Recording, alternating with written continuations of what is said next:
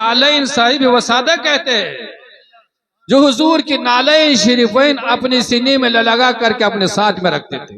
जब हुजूर को जरूरत पड़ती तो नालैन शरीफैन हुजूर की खिदमत में पेश करते।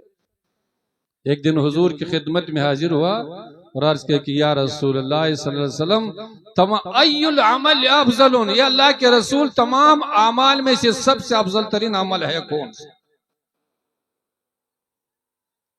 क्यों? सहाबाए कराम को तो आखिरत का फिक्र है ना।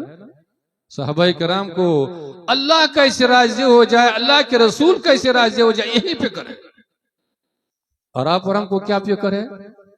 आपको और हमको फिक्र है दुनिया का, दौलत का, बेटा और बेटी को आगे बढ़ाने का। आप और हमको आखिरत का फिक्र ही नहीं, कब्र की कामयाबी का कोई फिक्र ही नहीं। अल्लाह कैसे राजी हो जाए, अल्लाह के रसूल कैसे पर हो जाए, आज मुसलमान को उसका फिक्र ही नहीं। अगर फिक्र होता कब्र के अजाब से बचने का, अगर मुसलमान को फिक्र होता मैदान माशर के गर्मी से, अगर मुसलमान को फिक्र होता अल्लाह और अल्लाह के रसूल के रजा की, अगर मुसलमान को फिक्र होता तो हमारे मस्जिदें कभी खाली ही नहीं होती। हमारे मुसलमान कभी कुरान से दूर नहीं होते, मस्जिद से दूर नहीं होते, अल्लाह और अल्लाह के रसूल की इताअत और बंदगी से कभी दूर ही नहीं होते। लेकिन हम लोगों ने तो ये 60 साल 70 साल की जिंदगी को सब कुछ समझ लिया है, सब कुछ इसी को समझ लिया है। वो तो सहाबाए कराम की जमात थी कि इस जिंदगी के मकसद को, इस दुनिया को नहीं आखिरत को बना करके चले गए। हुजूर की अजमत तो हुजूर की रजा और अल्लाह की रजा को, इस जिंदगी को मकसद के, जिंदगी के मकसद को समझ करके चले गए। तो हजरत अब्दुल्लाह इब्न मसऊद ने हुजूर की खिदमत में क्या रसूलल्लाह अय्युल अमल अफजलुन, के तमाम आमाल में से सबसे अफजल तरीन अमल है कौन सा? अल्लाह के रसूल ने इरशाद फरमाया अस्सलातु लिवक्तिहा, नमाज को अपने वक्त पर अदा करना, नमाज को मस्जिद में अदा करना, नमाज को बाजमात अदा करना, नमाज को अल्लाह के रजा के लिए अदा करना, ये तमाम आमाल में से सबसे अफजल तरीन अमल है। तमाम अमाल में से सबसे अफजल तरीन अमल है। फिर हजरत अब्दुल्लाह इब्न मसऊद अर्ज़ किया कि या रसूलल्लाह सुम्मा अयुल अमल, ये अल्लाह के रसूल नमाज के बाद फिर दूसरा सबसे बेहतरीन अमल कौन सा है? अल्लाह के रसूल ने इरशाद फरमाया बिर्रुल वालिदैन, वालिदैन के साथ नेक सलूक करना, वालिदैन को राजी रखना, वालिदैन की खिदमत करना, ये नमाज के बाद सबसे बेहतरीन, सबसे अफजल तरीन अमल है। सुभान अल्लाह। आज हमारे मुआशरा का जायजा लीजिए सर, नमाज से दूर वालिदैन का तो ये हाल है कि वही वालिद बेचारा अपने जवानी में 5 बेटों को खिलाए भी होगा, पिलाया भी होगा, तालीम भी दिलाया होगा, और जब बाप बेचारा बड़ा हो गया, काम करने के लायक नहीं हुआ, बेटा जवान हो गए, 6 बेटे जवान हो गए, शादी हो गई, अब 6 बेटा मिल करके भी एक बड़े बाप को खिलाने के लिए तैयार है। ये कहता है कि वो बेटा खिलाएगा, वो कहता है कि मंझला वाला खिलाएगा। 6 बेटे मिल करके भी उस एक बाप को जिसने अकेले होकर के 6 बेटों को खिलाया, पिलाया, तालीम दी है, उस एक बड़े बाप को हम 6 बेटे के मिल करके भी खिलाने पिलाने के लिए तैयार है। और नमाज का तो आप लोग जानते हैं कि 100 घरों की बस्ती होगी, जब अजान हो जाए तो 10 आदमी से ज्यादा मस्जिद में आने के लिए तैयार है नहीं।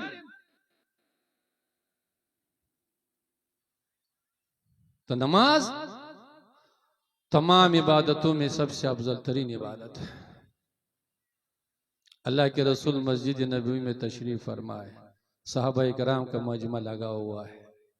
अल्लाह के रसूल ने पूछा कि मेरे साहबा ये बताओ कि जिस घर के सामने में नहर बहता हो, दरिया बहता हो, अगर उस नहर में कोई इंसान दिन में 5 मरतबा अगर नहाएगा, धोएगा, गुस्ल करेगा, तो उसके जिस्म पर कोई मैल कचेल रहेगा?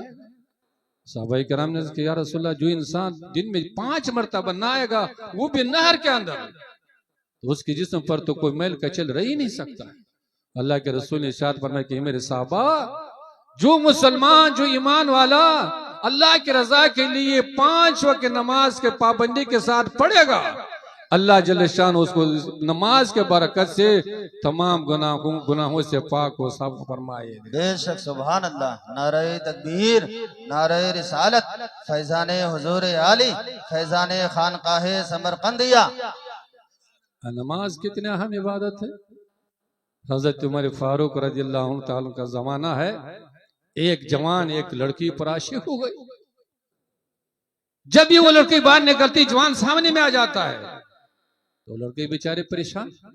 उस लड़की ने कहा कि जवान, तुम ऐसे करो, मैं तुमसे मोहब्बत करेंगे, लेकिन एक शर्त है, एक शर्त, उसको पूरा कर लो, उसके बाद जो तुम कहोगे उसको हम करने के लिए तैयार हैं। तो जवान ने कहा कि बहुत अच्छी बात, सोने का मुतालिबा होगा, चांदी का मुतालिबा होगा।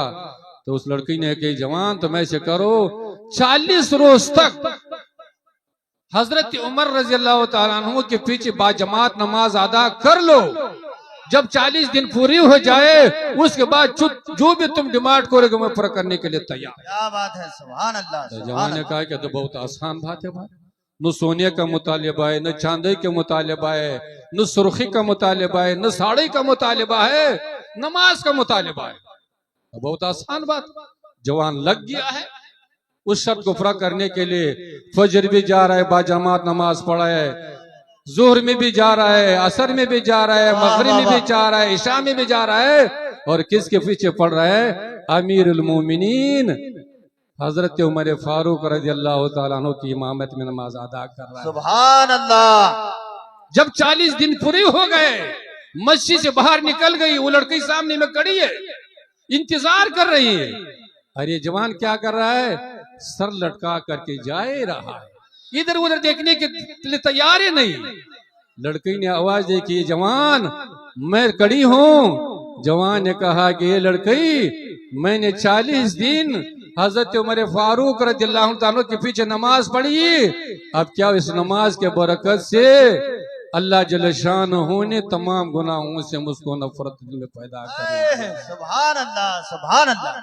अब 40 रोज नमाज पढ़े, तब अल्लाह की रजा के लिए 40 रोज नमाज पढ़िए, इंशाअल्लाहुल अजीज अल्लाह अपने फजल व करम से आपका दुनिया भी संवारेगा, आपका आखिरत भी संवार करके। बेशक सुभान अल्लाह, सुभान अल्लाह। तो वह काफी है, हमारे खुसूसी उलमा खुतबा भी बाकी है। तो अल्लाह के रसूल जब इस दुनिया से तशरीफ ले जा रहे थे, उम्मत को छोड़ करके जा रहे थे, अल्लाह के रसूल ने अपनी उम्मत को आखिरी पैगाम क्या दिया है, आखिरी नसीहत क्या की है। जब अल्लाह के रसूल दुनिया से जा रहे थे, अपने आखिरी पैगाम, अपने उम्मत को आखिरी नसीहत जो फरमाइए, अस्सलात अस्सलात अस्सलात व मा मलकत ऐमानुकुम। ई मेरी उम्मत में दुनिया से जा रहा हूं, तुम लोगों को छोड़ करके जा रहा हूं, लेकिन क्या करो? अस्सलात अस्सलात, नमाज कायम करो, नमाज के पाबंदी करो, नमाज को मस्जिद में अदा करो, नमाज को अल्लाह की रजा के लिए अदा करो, और क्या करो? वमा मलकत ऐमानुकुम, और गरीबों और मजलूमों की मदद करते रहो। सुभान अल्लाह, सुभान अल्लाह। आज उम्मत क्या हो गई? नमाज से बेदूर, नमाज पढ़ने के लिए तैयार है। और गरीबों का तो यह हाल है कि आम खैरातों का आम मिलाद होगा, इस्लामपुर से भी लोग आएंगे, लोधन से भी लोग आएंगे, हर जगह से लोग आएंगे, रिश्तेदार आएंगे, मालदार आएंगे, मिंबर और प्रधान आएंगे, लेकिन घर के बगल में एक गरीब यतीम रहता होगा, उसको अपने दस्तरखान पर बिठाने के लिए तैयार नहीं, उसको दावत देने के लिए मुसलमान तैयार ही नहीं। अल्लाह के रसूल फरमाते हैं कि जिस दस्तरखान पर गरीब को न बुलाया जाए, गरीब को न खिलाया जाए, चाहे कितना खर्च करो, कितना बड़ा दावत करो, वो दावत अल्लाह के बारगाह में कबूल हो ही नहीं सकता।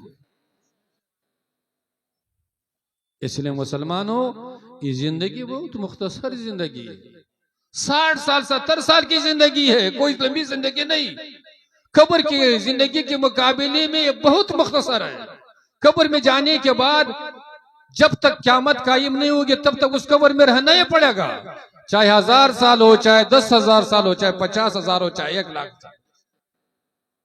और ये जिंदगी मैदान माशर की जिंदगी के बारे में बहुत कम है। मैदान माशर का एक दिन कितना होगा? 50,000 साल का होगा। लेकिन ये जिंदगी इतना अहम है, इतना मुकद्दस है कि इस जिंदगी को अगर आप और हमने 60 साल 70 साल की जिंदगी को नमाज में गुजारा, तिलावत में गुजारा, अल्लाह और अल्लाह के रसूल की इताअत और बंदगी में गुजारा, तो हमारा कब्र की जिंदगी भी क्या होगी? जन्नत वाली जिंदगी होगी। वही कब्र क्या बनेगा? जन्नत के बागीचों में से बागीचा बन करके रहेगा। बेशक बेशक। मैदान माशर की गर्मी से भी बच जाएंगे, जन्नत भी नसीब होगा, जन्नत का बाग व बहार भी नसीब होगा। अल्लाह हर मुसलमान को तौफीक अता फरमाए। आमीन आमीन। और एक जिंदगी, अगर ये जिंदगी मोबाइल में गुजर गई, आप तो देख रहे चारों तरफ से मोबाइल लगाया हुआ है, चारों तरफ से मोबाइल लगा हुआ है, जबकि फतवा सब लोग जानते हैं माशाअल्लाह। लेकिन हम लोग गुनाह के काम में सबसे आगे रहते हैं।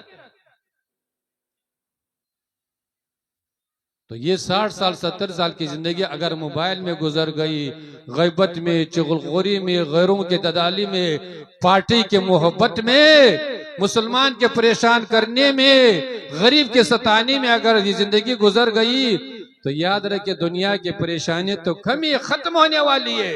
असल परेशानी मरने के बाद कब्र में शुरू होने वाली है। असल परेशानी कब्र में शुरू होने वाली है। इस कब्र के बारे में अल्लाह के रसूल ने इरशाद फरमाया कि जो गुनाहगार से आकार बदकारदार दुनिया से जाएगा, कब्र में पहुंचेगा, वही कब्र उसके लिए क्या बनेगा?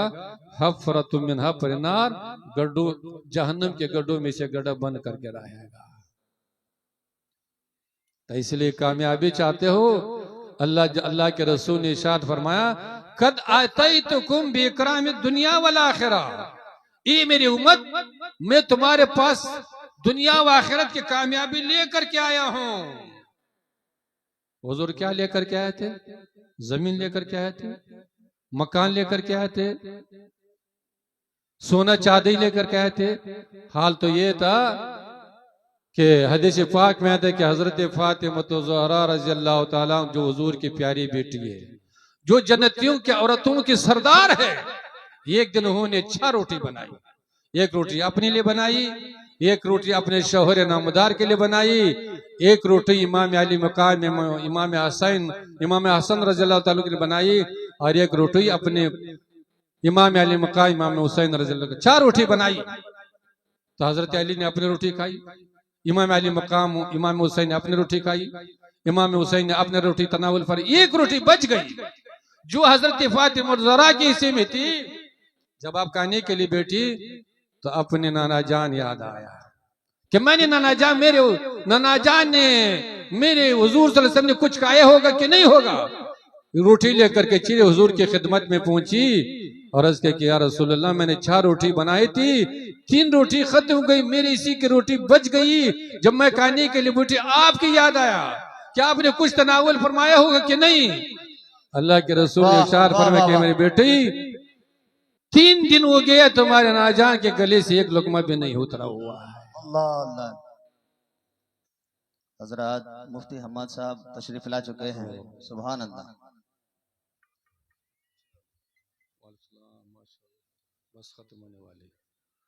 इसलिए मुसलमानों, अल्लाह के रसूल ने इरशाद फरमाया, अतैतुकुम बिइकरामिद दुनिया वल आखिरा, मैं तुम्हारे पास दुनिया व आखिरत की कामयाबी लेकर के आया हूँ। मतलब ये है कि मैं तुम्हारे पास कुरान लेकर के आया हूँ, अल्लाह की मुकद्दस किताब लेकर के आया हूँ, और अपनी सीरत लेकर के आया हूँ। अगर तुम लोग दुनिया व आखिरत की कामयाबी चाहते हो, कामरानी चाहते हो, सरबुलंदी चाहते हो, जालिमों से निजात चाहते हो, तो क्या करो? कुरान को पढ़ो, कुरान को समझो, कुरान पर अमल करो बेशक। और हुजूर की सीरत को अपनाओ। दुनिया में भी कामयाब रहेगा, आखिरत में भी कामयाब रहोगे, जालिम भी दूर हो जाएगा, अमन और सुकून की जिंदगी नसीब हो ही जाए। बेशक। नारे तकबीर, नारे रिसालत, फैजाने हुजूर आली, फैजाने खानकाहे समरकंदिया, फैजाने सरकार बाबू हुजूर।